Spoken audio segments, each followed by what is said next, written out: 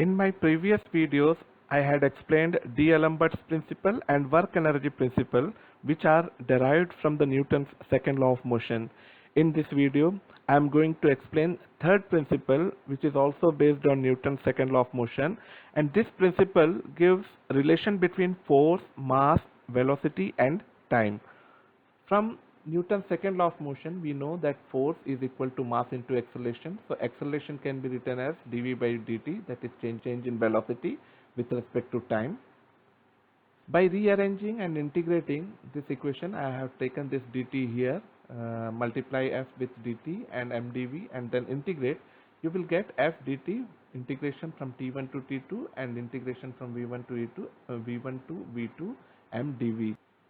Here force is applied between time duration t1 to t2, because of which velocity of this mass is changing from v1 to v2. Now in most of the cases mass remain constant, and therefore you can directly integrate dv, so it will become mv2 minus mv1. This term m into v, that is mass into velocity, is called momentum of a particle. Since this v2 is final velocity, so you can say that this mv2 is the final momentum of the particle and mv1 is the initial momentum of the particle, and this entire term mv2 minus mv1 is change in momentum of the particle. Now this term integration of t1 to t2 f dt, this term, that is force into time, this term is called impulse. So impulse is equal to integration t1 to t2 f into dt. Now if f remain constant during this time period, if f is not changing during this time period t1 to t2, then you can write this equation as, you can directly integrate, then impulse will become f t2 minus t1. Now put this value of impulse here, so you will get f t1 minus t2 is equal to mv2 minus mv1. So this is the impulse and momentum principle, according to which the impulse of a force is equal to change in momentum of the particle. So if there are multiple forces are acting on multiple particles which are connected together, in that case total impulse, summation of all impulses, will be equal to summation of all change in momentum of the all particles. Now apply this principle to solve a problem. Here a 10 kg block slides down from rest on an inclined plane, which is inclined at 25 degree with the horizontal.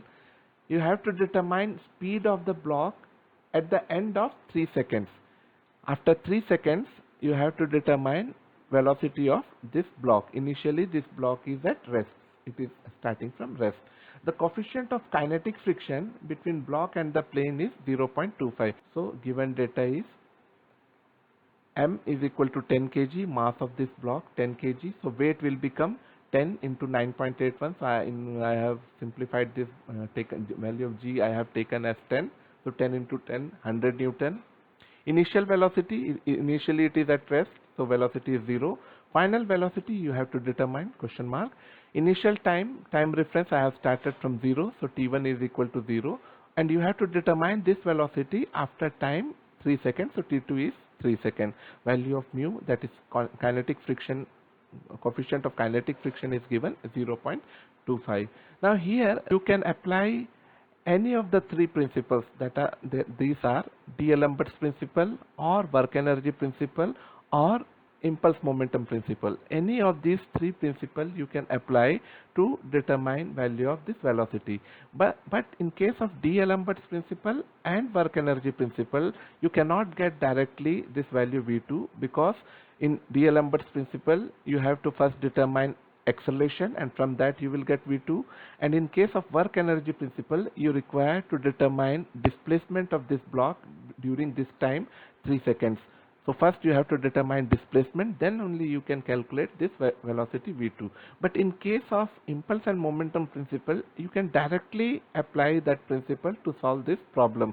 So directly you can obtain, because impulse momentum principle gives the relation between force, time, mass and velocity. So all these are given here. So first draw free body diagram of this block. So this block, this is free body diagram of, so I have to draw this free body diagram of this block. Its weight acting vertical downwards direction, and all other forces acting on this block I have drawn here. and one is normal reaction which is acting perpendicular to the surface. This normal reaction is represented by N, and I have resolved this weight into two components, W sin theta and W cos theta, which are parallel and perpendicular to the surface.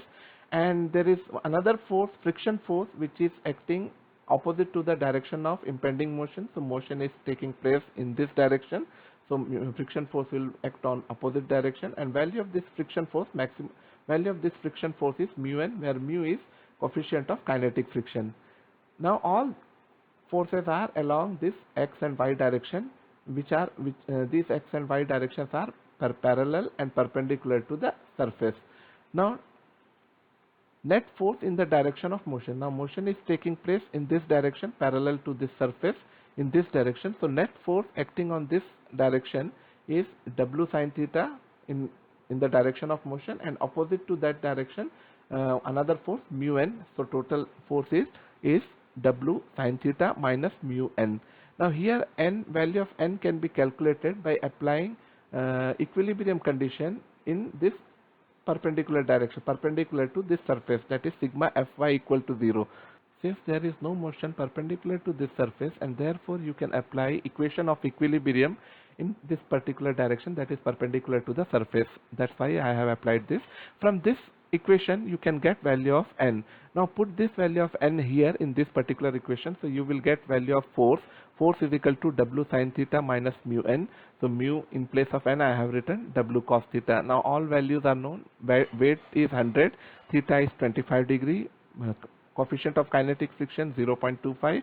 By putting all this value here, you will get value of force, net force acting on this block as 19.6 Newton.